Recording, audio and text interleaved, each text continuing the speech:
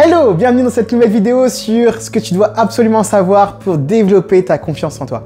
Aujourd'hui, j'ai envie de te parler de la confiance en soi parce que c'est un domaine de base. J'avais déjà fait une vidéo là-dessus que je vais vous mettre qui va apparaître là-haut. Maintenant, ce que j'ai envie de te dire, c'est que déjà la confiance en soi, c'est quelque chose qu'on a tous au fond de nous. Je suis désolé si tu croyais que c'était pas le cas pour toi, mais en fait, tu as de la confiance en toi aussi. Si tu crois que tu n'en as pas, c'est parce que tout simplement, tu regardes mal. Tu es mal focalisé, tu es toujours focalisé sur les endroits où tu n'es pas expert, ou les endroits que tu ne maîtrises pas, ou les endroits que tu ne sais pas encore faire.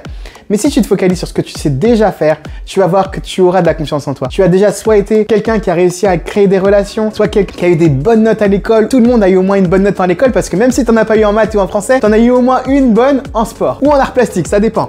Maintenant, il faut savoir que la confiance en soi, c'est quelque chose qui naît de ton expertise, de ce que tu apprends à faire. Comme un enfant qui apprend à marcher, il va pas avoir confiance sur sa manière de marcher au départ parce que ce sera sa première fois, il marche à quatre pattes au départ et tout doucement, il va se mettre debout. Et une fois qu'il va se mettre debout, il va être encouragé dans ce mouvement-là par ses parents ou par les gens autour de lui. Et qu'est-ce qui va se passer naturellement? Il va prendre confiance en lui et se mettre droit comme un i. C'est ça la confiance en soi, c'est ce que tu commences à faire, c'est ce que tu commences à développer comme projet, comme idée, comme personnalité, comme trait de caractère. C'est ça qui caractérise le départ de ta confiance en toi. Et une fois que ça, tu l'as travaillé, que tu l'as affiné, que tu as continué à redoubler d'efforts, naturellement, la confiance en toi, elle va naître chez toi. Elle va naître de ce que tu sais faire. Si je reprends un autre exemple, quand tu as commencé à écrire la première fois, tu sais pas écrire. Une première lettre, un premier mot, et puis une première phrase, et ensuite, l'habitude, elle s'installe et tout doucement, tu commences à avoir confiance en toi. Si je prends mon cas, avant, j'étais super timide. Parler aux autres, c'était vraiment quelque chose de compliqué. Et là, je me retrouve à faire une vidéo devant toi, donc si je suis capable,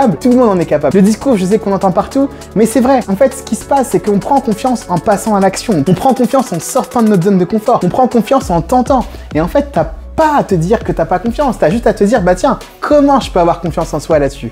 Comment je peux apprendre à développer ma confiance vis-à-vis de ce sujet? La confiance en soi, c'est un muscle. C'est quelque chose que tu développes avec la pratique. C'est plus tu vas pratiquer sur un domaine, plus tu vas avoir confiance en toi. Je vais te prendre l'exemple de Charlie. Charlie, c'est quelqu'un qui avait pas du tout confiance en lui. C'était quelqu'un qui était vraiment assez réservé et timide. L'histoire de Charlie, qu'est-ce qui se passe?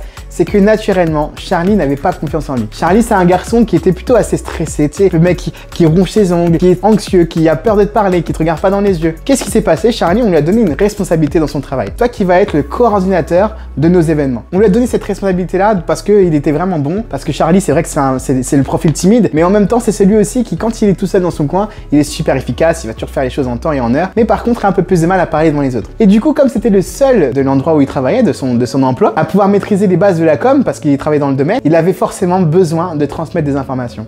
Et donc, quand tu peux transmettre des informations, tu peux envoyer des mails, tu peux écrire, c'est vrai. Mais là, il avait besoin de se présenter devant les gens. Et Charlie, qu'est-ce qu'il a fait? Il n'a pas eu le choix, il est passé à l'action. La première fois, c'était un peu timide, il avait un peu de mal à parler devant les gens. Il y avait une cinquantaine de personnes dans l'entreprise, et il y avait ces 50 personnes. Charlie, il a parlé devant eux. La première fois qu'il parle devant eux, il est venu me voir. Comment ça s'est passé? Écoute, c'était compliqué, j'étais anxieux, mais qu'est-ce qui s'est passé? Écoute, finalement, j'ai bien aimé parce qu'au départ, j'étais très stressé, mais une fois que j'ai commencé, j'avais juste à expliquer ce que j'avais à expliquer. Qu'est-ce qui s'est passé?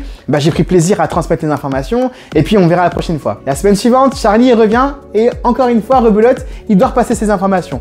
Encore un peu timide au départ, mais ça va mieux parce qu'il sait déjà, il a déjà eu l'expérience sur le sujet. Qu'est-ce qui se passe? Il remonte sur scène, il redonne toutes les annonces qu'il a données et cette fois, il vient me voir, en fait, ça va, je maîtrise et tout. Et puis en plus, il y a les feedbacks, on lui dit que ouais, merci, c'est bien, tu parles bien et tout. Je savais même pas ça, Charlie, parce qu'il a pas l'habitude.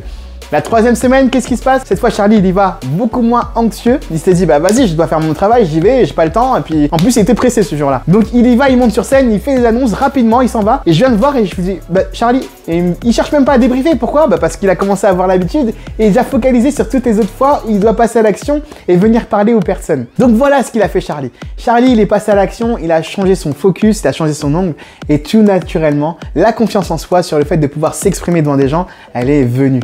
Donc, c'est comme ça que ça fonctionne la confiance en soi. C'est un muscle que tu entraînes au fur et à mesure et plus tu vas l'entraîner, plus tu vas en avoir en toi. Passe à l'action, avance, va de l'avant, focalise-toi sur l'objectif, focalise-toi sur ce qui est bon pour toi et puis tu verras les résultats, tu vas récolter les fruits au fur et à mesure. Donc je t'encourage à prendre confiance en toi, je t'encourage à renforcer l'estime que tu as de toi-même pour ton propre développement personnel, pour ta propre maturité et pour produire des nouvelles choses dans ta vie.